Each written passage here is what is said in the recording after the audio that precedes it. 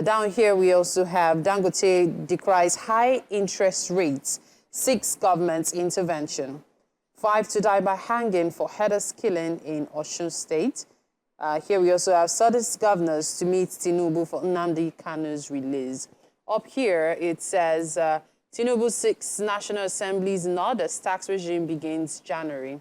Nigerians bought 16 trillion naira generators fuel in 2023. That's coming from the federal government. CBN threatens to sanction banks rejecting old dollar notes. Here we also have Borno bombings. Military plans crackdown as reps begin probe. All of these stories you can catch in the Punch newspaper today. Moving on to the Guardian newspaper now. Here we have Oronsai reports proposed measures rattle MDAs. Lobbying intensifies at National Assembly. Here we also have cholera toll hit 63 deaths, 2,102 cases in 33 states.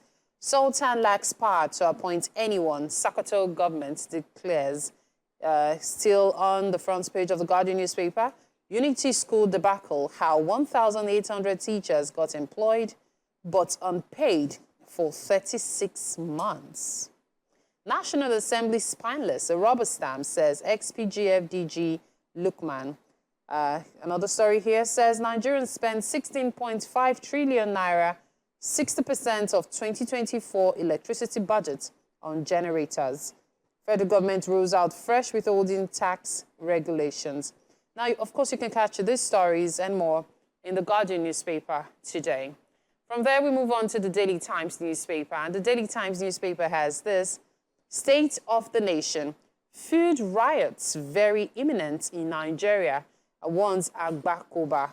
Still on the front page of the Daily Times newspaper, SSANU signing to shut down varsities July 4 over withheld salaries.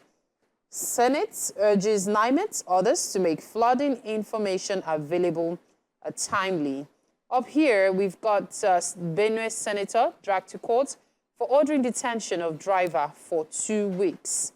Perspectives from Nigerians' war against LGBTQ individuals. I believe that's an article. Dangote at Manufacturers Association of Nigerian Summit. No growth will happen with 30% interest rates. Why Abuja Investment Company postponed rehabilitation of ICC. And finally, aviation unions brace for showdown over planned concession of Kano Airport. All of these stories and more you can catch in the Daily Times newspaper. Quite a number of newspapers you could go through this morning to catch up on the news and, of course, get updated on what's happening locally and internationally. The time isn't enough to give you all of them, of course. So right now, we'll take a break. You're watching Wake Up Nigeria. Just stay with us.